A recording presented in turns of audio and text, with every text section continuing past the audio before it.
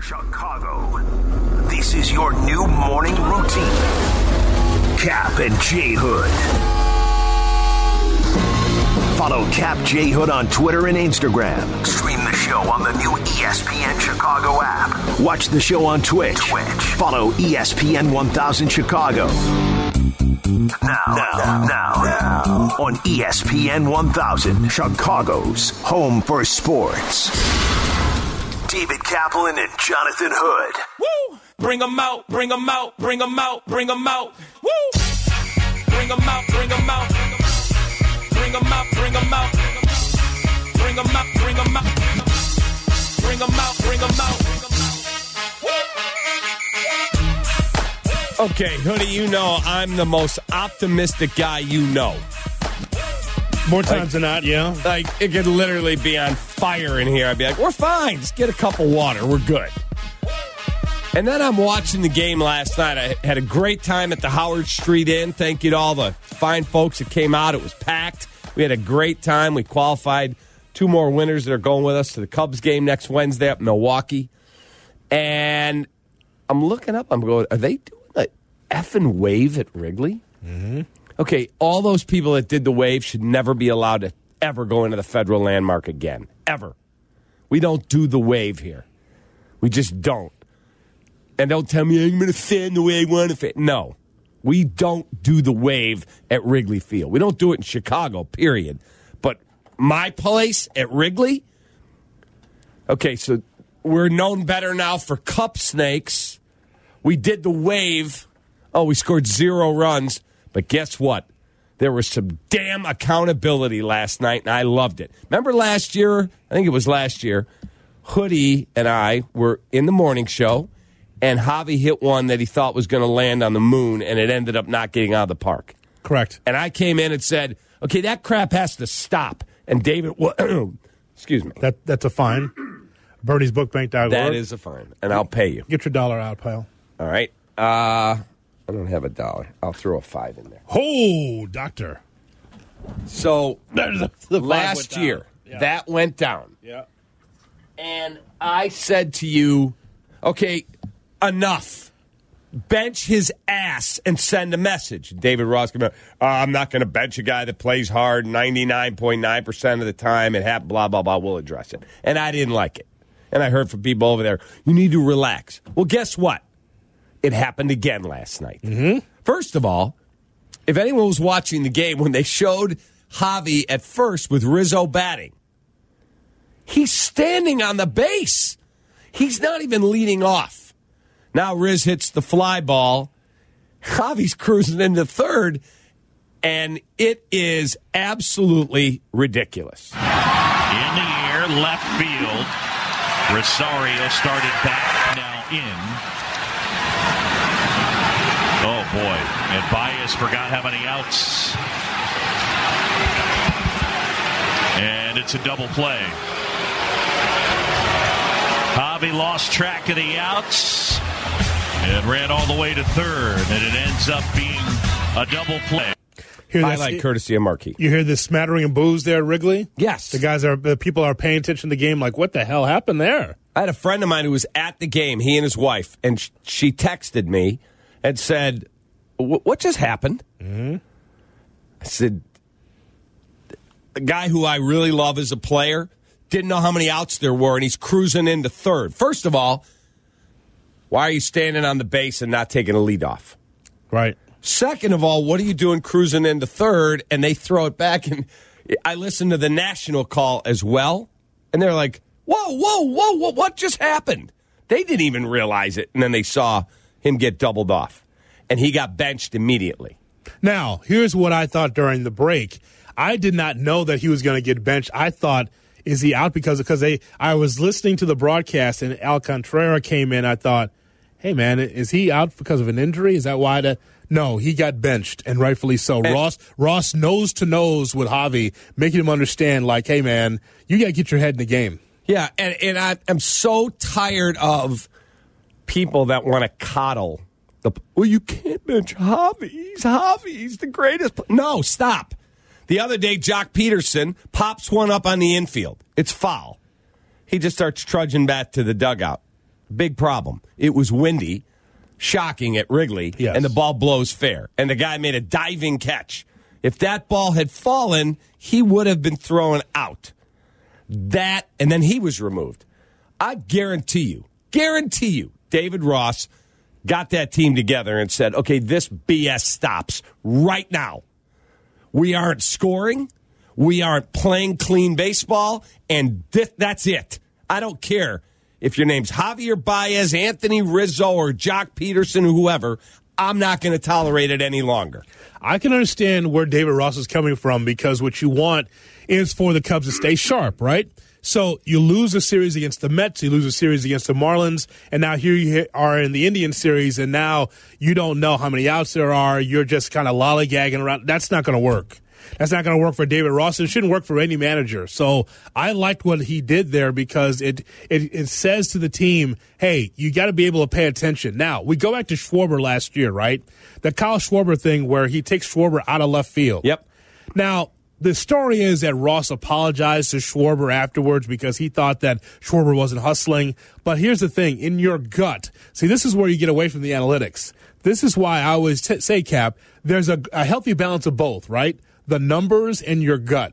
Your baseball instincts tell you that this guy's not in the game. Same thing with Schwarber last year. Like, you know what? This didn't look right for me. I want him to understand that he's got to pay attention for 9 innings. I need him to be able to pay attention to detail. And so that's what happened last year. And then last night, the same thing. Hey, man, if you're just going to just – and I didn't like the body language for Baez. He's like, oh, I effed up. Oh, well.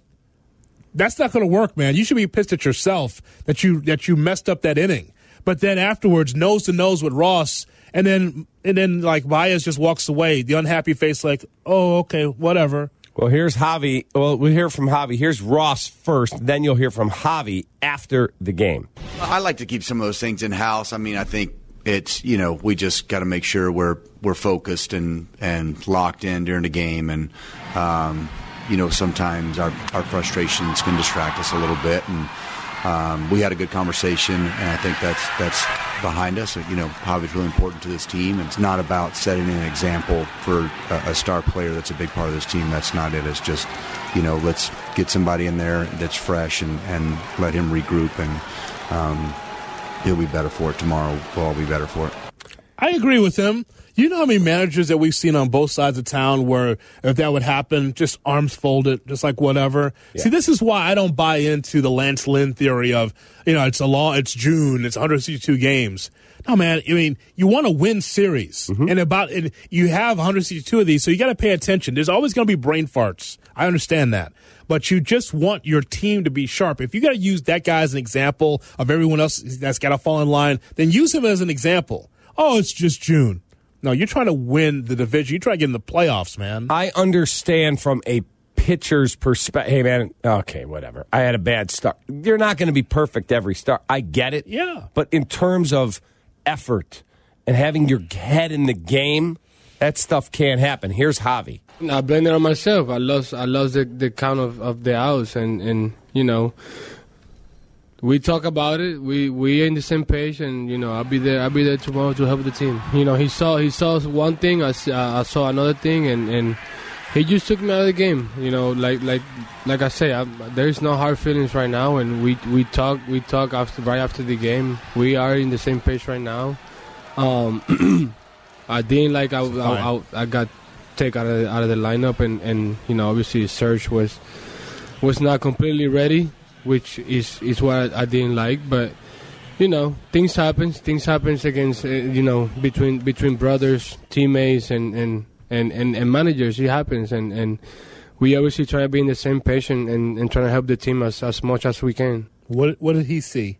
He says Ross saw one thing, he saw the other. What did Baez see? He said, I lost track of the outs. Yeah, what did David Ross see? That he lost track of the outs. He wasn't paying attention. He says he saw one thing and Ross saw another. Right. What did you see? What do you mean? Right. It's the same thing. You lost track of the outs. Correct. And who did David Ross say he learned the most from about managing?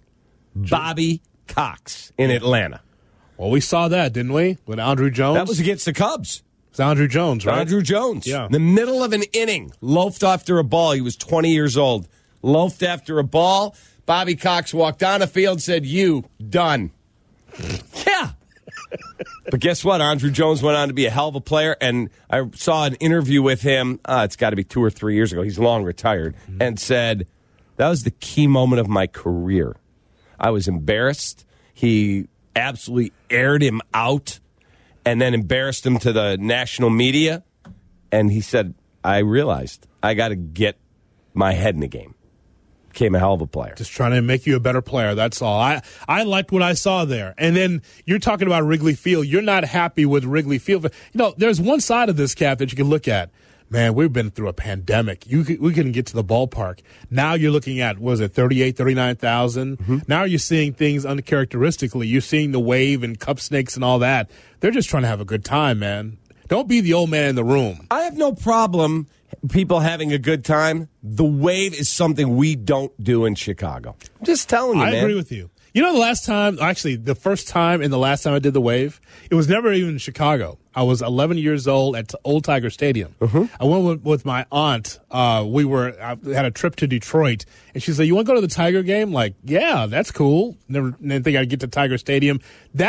Is that where that originated? I had a T-shirt that says, "I rode the wave at Tiger Stadium" with a big tiger on it when I was a kid. Like when I was 10 or 11 years old. I'll look that up at the break where it first started. But I think it was at Tiger Stadium. Might have been. That's the only time I thought that or out west. I thought that was cool at the time. But right. But again, I was a kid. I had never done that since I was 10 or 11 years old at Tiger Stadium. Right. Like we have our own traditions at each ballpark. Na hey hey. That's White Sox. Yeah. The throwing the home run ball back. That's at the Cubs. Chelsea Dagger. That's at the Blackhawks. Alan Parsons Project for the starting lineups. That's the Bulls. Yeah, it is. We have different things we do. Uh-huh.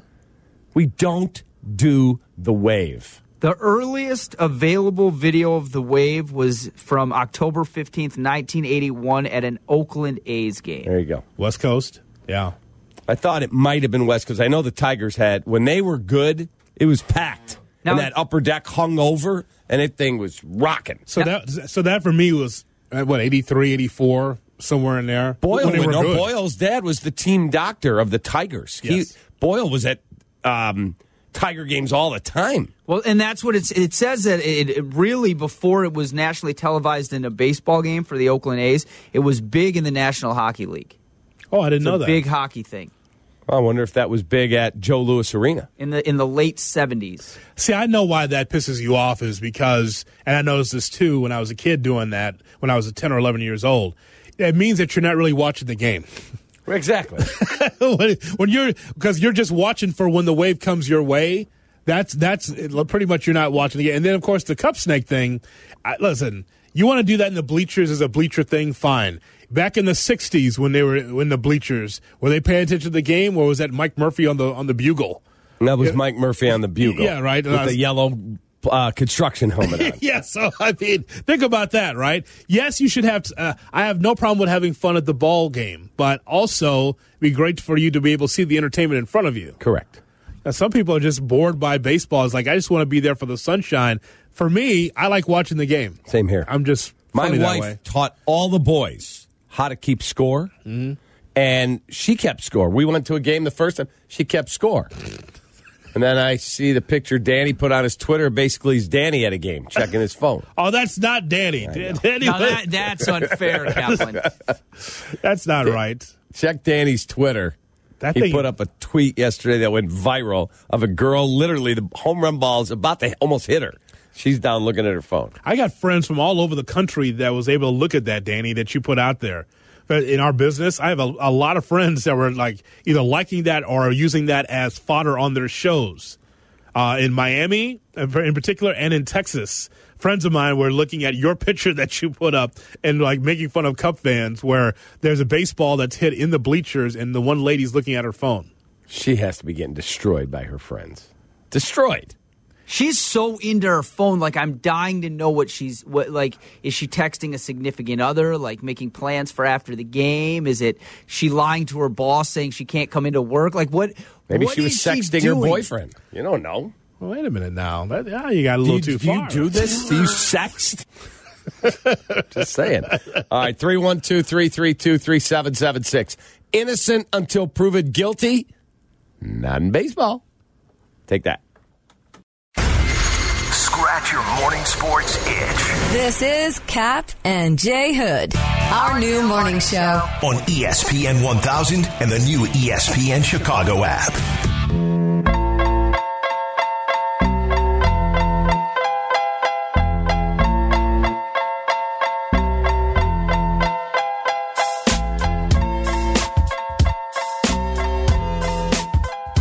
Don't forget, we've got White Sox baseball tonight.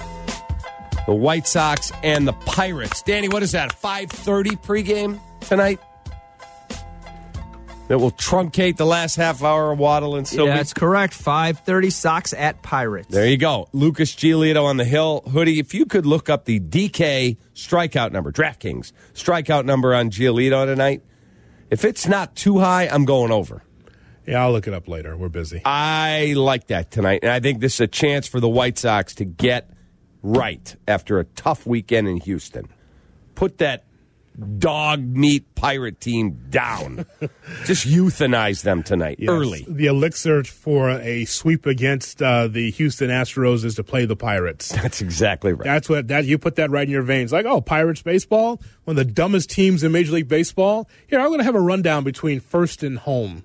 Let's do that. How about that? How about I hit a home run and not hit first base? You just made an amazing point. How about this? We're celebrating Javi because one guy didn't know how many outs there were, the first baseman. Correct.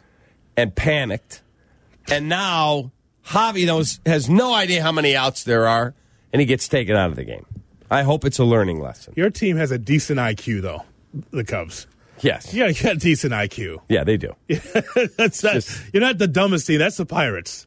They just need an attitude adjustment once in a while. That's why David Ross is there. Correct. Are they not when it comes to running the base pass, I think the Cubs are a dumb team. Oh, no. Hey, Wilson Contreras is one of the best base runners for a catcher I've seen in the league. And Chris Bryant knows league. how to run the bases. But Wilson Contreras gave you 2 doubles. I mean, he hits it in the outfield, and he runs his ass off. I like that. How do you explain that the most outs made on the base pass in the last 5 seasons, most outs made on the base pass in the last 5 seasons, both leagues, National and American, the Cubs are number 1 at 201 outs. It's not close. They're 11 worse than anyone else. So they're not a smart team, or they're definitely not a disciplined team in that regard then. Well, I mean, they have some good base runners. Chris Bryant, I agree with. Wilson Contreras, I agree with. But this stat tells you all you need to know about how smart they are when it comes to playing baseball, running the base pass. Your guy, Joe. Well, no. Stop. Joe's been gone now for 2 years, and they're still leading the league. What happened yesterday with Javi has nothing to do with Joe. More on Joe. Don't forget to pick up The Plan. Written by David Kaplan. A lot on Joe right there. And don't forget, there's an extra chapter that's involved as well. Find it on Amazon or wherever you get your books. Thank you for the nice plug. Well, someone has to do it, and it's your book. What a clown. Anyway. Don't say that about Joe. Anyway. Well, no. Well, to answer your question, Danny, that stat, you know what that is? Ground ball to short. That's what that is. A ground ball to third. Is that not? Well, there's a lot of outs. Listen, when there's 201 of them, absolutely, you're right on that. But then there's bad base running decisions. I understand. Enjoy that. Thank you. Schlitz. Starting early today. Schlitz. I mean, we're talking about the Cubs. They got to start drinking. So yesterday was the first day of the crackdown on sticky stuff. Yeah. And I was watching the Mets in the afternoon. Let's go, Mets, da-da-da. First of all, Jacob deGrom, it's just frightening how talented that guy is. His first, 8 pitches were 101, 100, 101, 99, 100, 101, 101, 100. Huh. He slipped to 100. Sorry. Yeah. But he's coming up. That was off-speed stuff. Yeah. He's coming off the mound. Do you realize DeGrom's breaking stuff is faster than, Kyle Hendricks and Zach Davies' average fastball? Combined. Yes, pretty much. Right. So he's coming off the mound, and here come the police, known as the umpires. And he's laughing. He's standing there. First of all, if you got caught yesterday, I heard Waddle say this yesterday afternoon, if you got caught on day one, You literally need to be just committed because you're the stupidest human being in the world. Day one, yes, they're going to look at you. And they're looking inside his belt, like, roll the belt over so they can see underneath it. And they're looking by his underarms. Yeah. And on his hat. And on his glove. And they're like, all right, you're good. You can go. Listen, the prisoners at the county get better treatment than this. Yes. What do you? I felt like it was the alligator that what you is talk this? about getting handcuffed. What is this now? Like, you're going to do this in the general public? You can't do this in the dugout? It's just wide open for everybody. All right, sir, I know you got strike 3, but let me check your hat. I'm fine. What are you doing? Put your hands up. Put your hands behind your back. I'm fine. I just struck out the side. Take that. Oh, God. That's it. Rojas, help me. I mean, what is this, Cap? Well, they can't let you get to the dugout. Wait, check before the game. Check before the warm-up process. No, they want a random check. Boom, let's see it.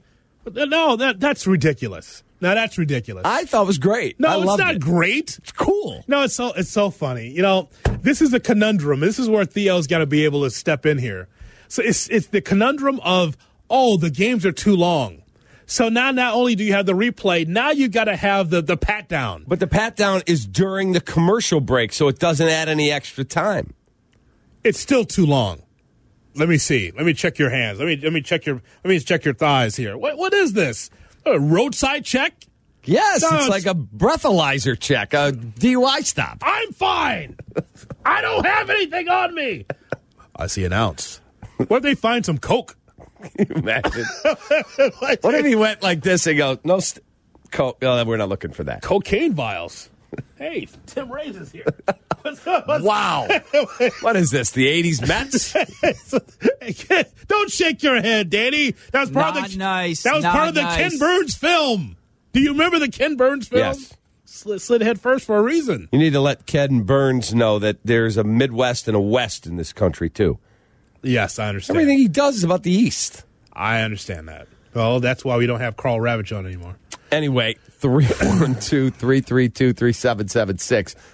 Rob is in Wrigleyville. Hey, Rob, what's up, Sparkles? Hey, what's going on, Pat? What up, man?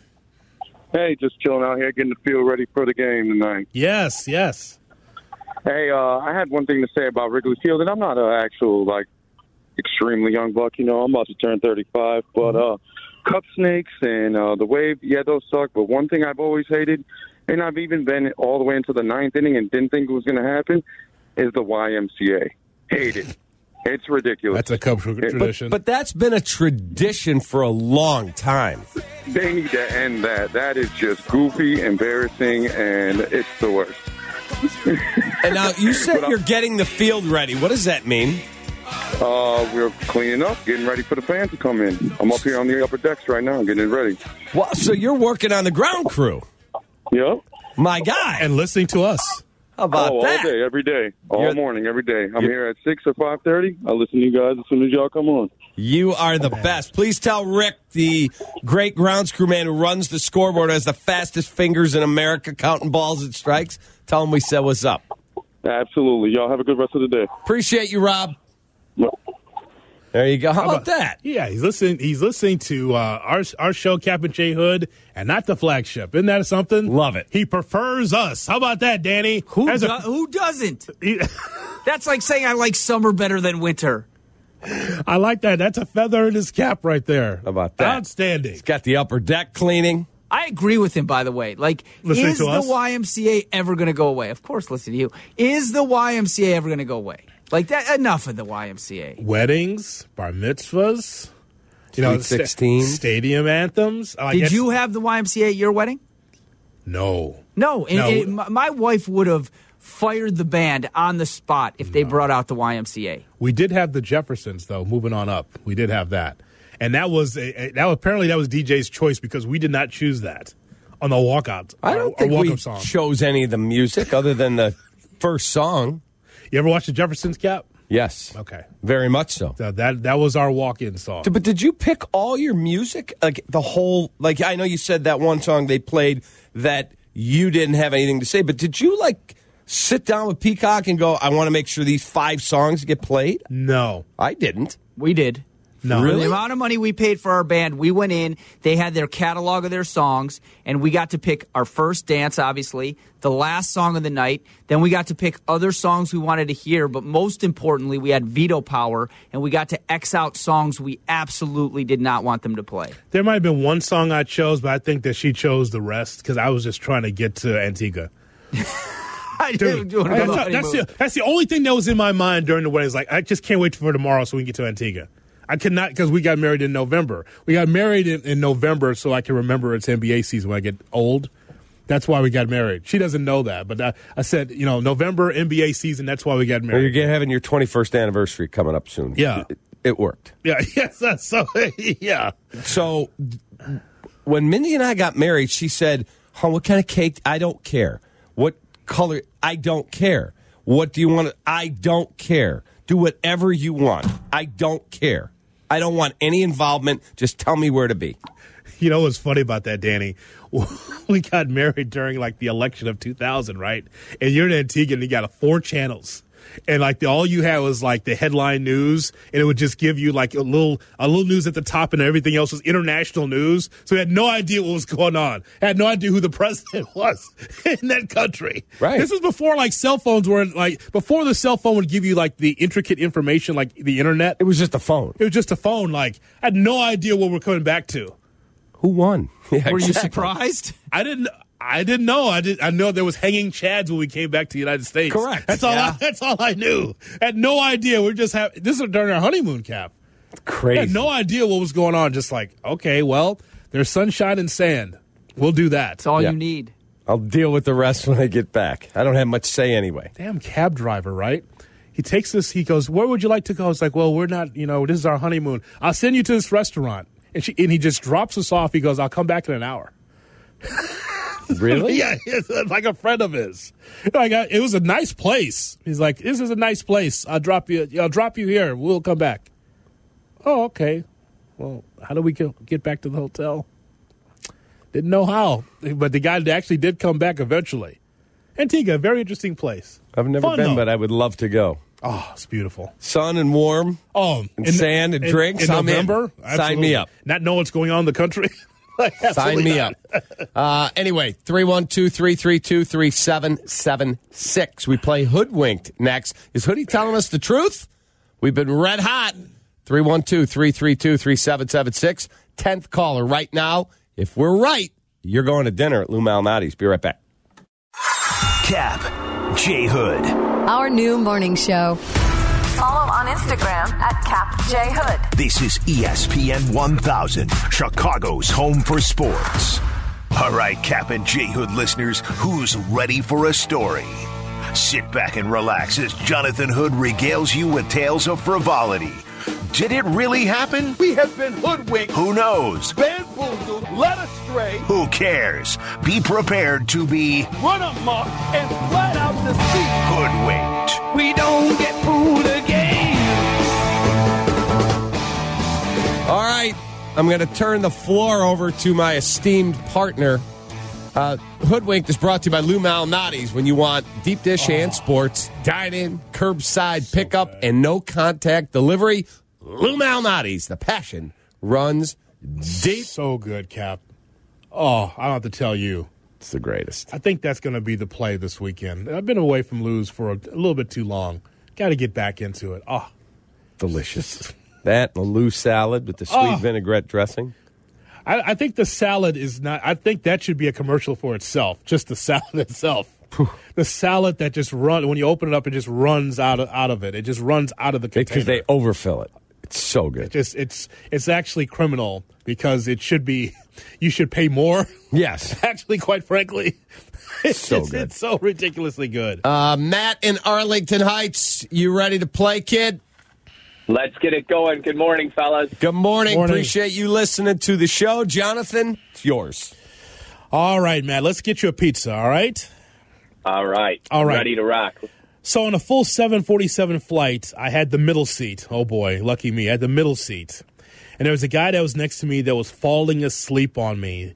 And for the first time, he's put his head on my shoulder. So I give him a little bit of the shrug. The second time, he puts his head on my shoulder. And then the third time, he hit his head on my shoulder.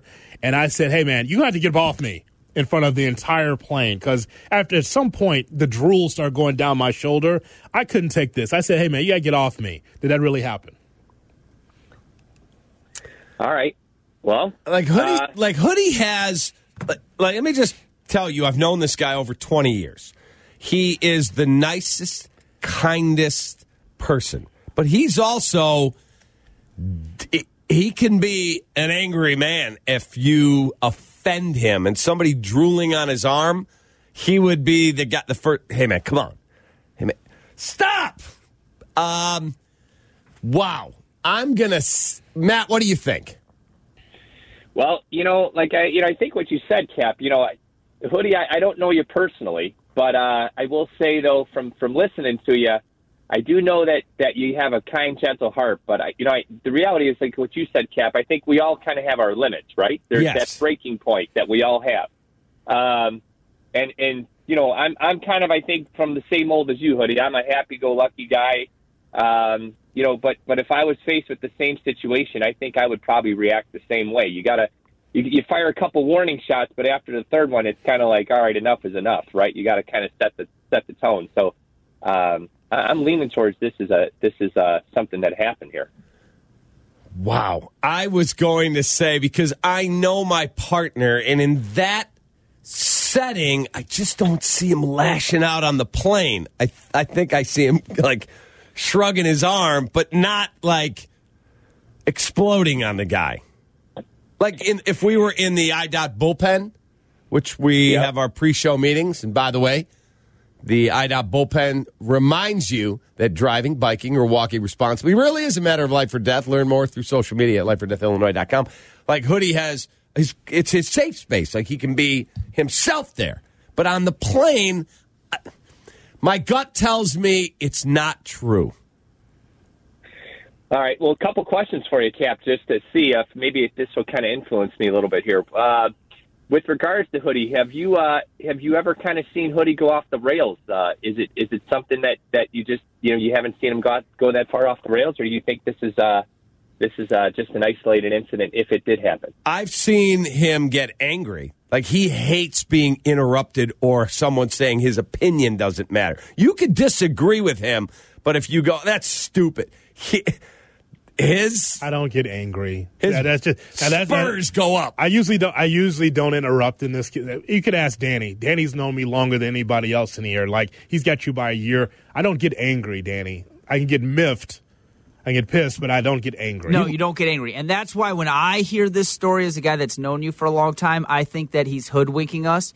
Because one thing I know about my good friend Jonathan Hood, he likes a nice cuddle. He's good for a hug. And I feel like I feel like if the dude had his head on Hoodie's shoulder and he wasn't drooling and he wasn't offending Hoodie, Hoodie's the type of guy that would be like, it's a 2-hour flight, let the man sleep. And he'd be cool with it. Right. He's got big cuddly arms. Uh-huh. All right, I'm gonna let you make the pick, Matt. All right. Well, listen. You know what? I'm getting kind of the vibe. That Hoodie. That maybe he's just like what your buddies are saying. I don't think you have a bad bone in your body. So I'm going to go with what you fellas are saying. And Cap, I'm going to go with what your thoughts are and say that I think we're being hoodwinked. Jonathan, you're trying to hoodwink us. No, that story's true. I told him not to do that anymore. No. Yeah, so there you go. All right, Matt. Hey, Matt. Yeah. I sleep with one of the executives at Lou Malnati's. Don't tell my wife. Oh, okay. Ricardo. I'm going to pay for your dinner. Oh, you're thanks, in, fellas. You got it. Oh, you are the best. Thank you, guys. There you go, Matt. Enjoy. Matt, tell everybody who just hooked you up with Lou Malnati's. What station just hooked you up with Lou Malnati's? ESPN 1000, baby. All right. You're the man, Matt. Have a good day. You too, fellas. Thanks again. All right, we'll see you. There you go. So you actually did kind of lash out at this person. Hey, man, after 3 times on a full flight, hey, man, a couple times a little shoulder shrug. The third time, like, hey, man, get him off me. And he was awake for the rest of the trip. He never saw so much of Myrtle Beach. It's like, that's enough of that. Come on, man. Like, we're not dating. Get up off me. I think he has sleep apnea, so I could have given him a pass, but my God, man. Jeez. Wow. Anyway, Lou Malnati's. When you want deep dish and sports, dine-in, curbside pickup, and no-contact delivery, Lou Malnati's. The passion runs deep. My friend, I was watching the news, and I know you saw it as well. All the best to those that went through the tornadoes and the storms last couple nights. Awful. You and I were just at Seven Bridges Golf Club in Woodridge. Yes. And they had bad storms in that area. Horrible. So shout out to them. Also, Engage Park. I know that there was a cleanup there from my hood, my city, my block, Engage Park, 53rd and Holman. I know there's a lot of cleanup there and all of the surrounding areas. So hopefully we can give you a little bit of a distraction as you go through that cleanup. But I saw the news yesterday. Boy, really bad storms and trees down everywhere. So all the best of those that are dealing with that. Absolutely. So, well said. Carl Nassib. He is a star defensive lineman for the Las Vegas Raiders. He made news yesterday for all the right reasons. And we'll get to your calls. Dan wants to weigh in on wedding songs. It's all next. It's Cap and J Hood on Chicago's Home for Sports. Follow the show on Twitter at Cap J Hood. This is ESPN 1000.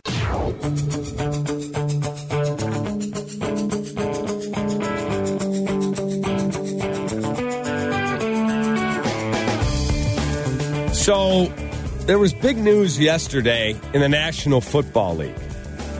For the first time ever, a current active player came out and issued a statement that he is gay. Carl Nassib of the Las Vegas Raiders. He's a damn good defensive lineman.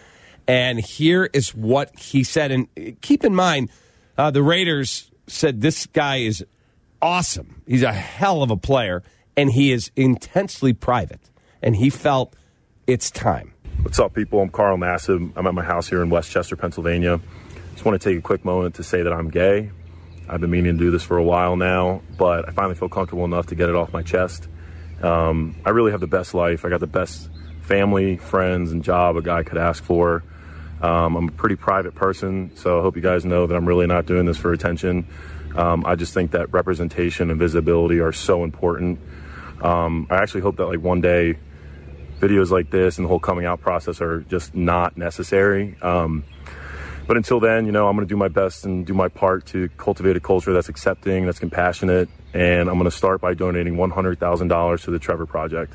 They're an incredible organization. They're the #1 suicide prevention service for LGBTQ youth in America, and they're truly doing incredible things. And I'm very excited to be a part of it, to help in any way that I can, and I'm really pumped to see what the future holds. That's all I have for you guys. I hope you have a great day. So, when you heard that,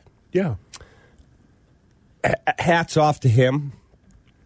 He also said later that I hope, in the near future, we don't have to have statements like that.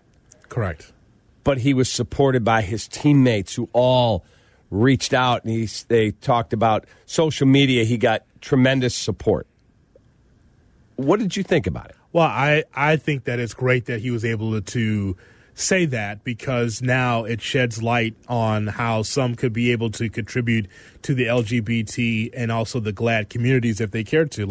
I think him saying that and then saying I'm going to donate to a certain cause is great. It's a lot more accepting now in 2021 than it was before. Now, here's the thing. The reason why I say it wasn't accepted back then is because of football, right? Football is about machismo and men being men and playing a rough sport. You could be whoever you want to be. You can be able to have a relationship with whoever you'd like to and still play the game at a high level. You could still be tough and be gay. Correct. You could actually do both. Correct. But the perception of that was you could not do that back then. It's like, I don't know about this guy in the locker room, or I don't know about this girl in the locker. It's accepted. Because as long as you play the game, and play it at a high level, it doesn't matter who you sleep with. That doesn't matter, Cap. It doesn't. Correct. Now, again, there will be some that disagree with this. I don't care about fans and how they feel about it. It's really about the locker room, right? Mm-hmm. They've got to be able to accept that too. They've got to be able to say, that's a human being. He has a different lifestyle than me, but you know what? He's part of our family. They got to be able to accept that. Agreed. So my whole thing is like, they're going to get to a point where, athletes don't have to say it. But if they want to say it, that will be able to be, they could be a face of that community. And that's great. Outstanding. And he putting his money there, trying to help because of the high suicide rate in LGBTQ. I just thought it was, again, everything I've read about him in the last 24 hours, I always just knew he was a good player. And everything I've read is he's intensely private, and he felt like, I need to do this not just for me. I need to do this for all the people out there that are like me that don't feel like they can do this. The suicide numbers of those that feel like I can't be part of this life anymore because people don't accept me, I think that's incredibly sad, Cap. Horrible. So this is like anything else in society, right? If I don't relate to you, then you're less than. Mm-hmm. You're Latino, you're black, you're Asian, you're gay, you're Jewish, whatever. So I'm different from you, so I'm better than you. Right. And so it depends on how you handle that, right? If you're on the other side of that sentiment, you got to figure like, you know what? I'm empowered to be who I am, and I'm good who I am. You got to be comfortable with who you are, and don't let people talk down to you and say, hey, you know what? Because you're not like me, you're less than. So you got to be able to stand up to that. Correct. Right? That's out of football. That's just a societal issue. But also not let it eat you up. And judge everyone who doesn't look like you in a negative light because someone has talked down to you. You don't have the lifestyle that I have. I've got a wife and kids, and you don't. So that means you're less than. Correct. No, that's not the case. Correct. You live the life that you want to live. It reminds me of you and I watching the Social Experiment. Yes. The young lady. Social Dilemma. The social Dilemma. Yeah. You and I are watching that special, and the young lady is sitting on her bed, and she's got her hair done, and she's just looking at her phone, and she gets 9 likes, but the one person that says that you got big ears, she just melted down. Right. And so she pulled her hair to cover her ears. Yes. And so what I'm saying is, using that example is that no matter if someone feels like you're less than because you've got big ears, you're still living your life. Right?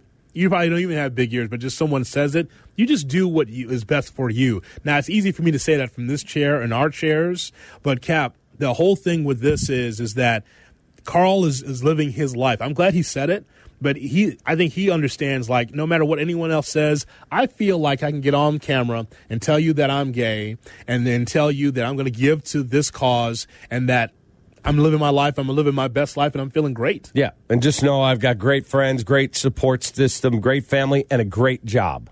Yeah.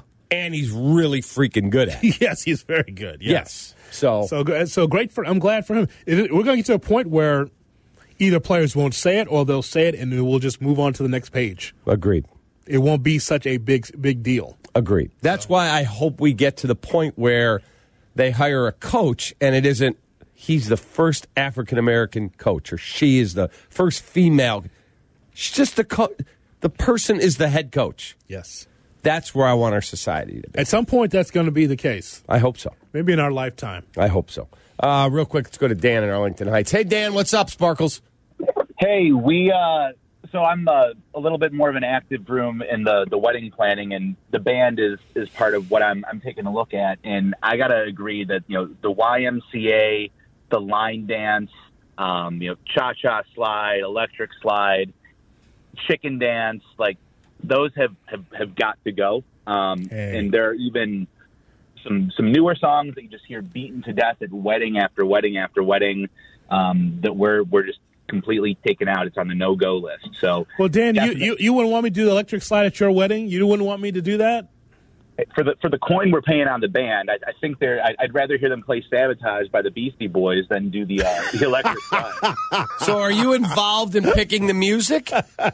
Oh, yeah. We're working with a great band. They do a lot of weddings in Chicago, and they sent us a list of, like, here's what we play. If you want a couple customized tunes, like, we can probably do that too. And we're going through. Mom and Dad are helping chip in, so they're going to get Let's Go Crazy by Prince. It's going to be a great time. Hey, man, have a great rest of your day. Good luck at the wedding. Appreciate it. Take care. See you, bud. 312-332-3776. He doesn't want the cha-cha slide. He doesn't. He doesn't. He just rather have the DJ play what he wants to play. That's interesting. God bless him. Be you, man. Be you. I tried to preach that to Sylvie for years. Fan how you want to fan. They did the line dance at the Juneteenth party I was at over the weekend. I mean, that's still going. That's it. I think they're still dancing.